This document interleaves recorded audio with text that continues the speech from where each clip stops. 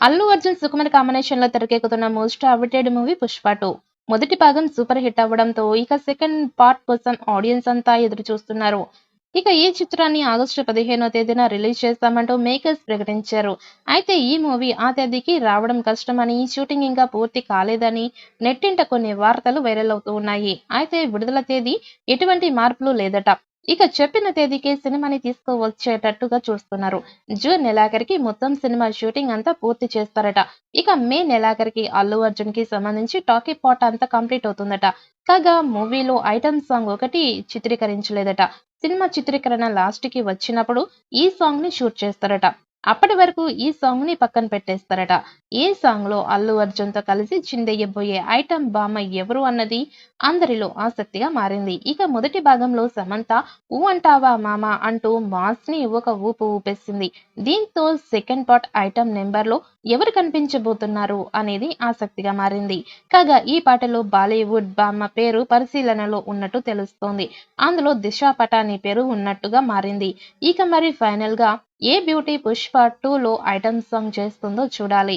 కాగా మూవీలో పెద్ద సీజీ వర్క్ ఏమీ లేదు కాబట్టి ఆగస్టు 15వ తేదీన విడుదల తేదీలో ఎటువంటి మార్పులు లేదు అని ఫిలిం నగర్‌లో వార్తలు వినిపిస్తున్నాయి. కాగా ఈ నెల 8వ తేదీన అల్లు అర్జున్ పుట్టినరోజు సందర్భంగా ఈ మూవీ నుంచి టీజర్ ఆడియన్స్ ముందుకు రాబోతోంది.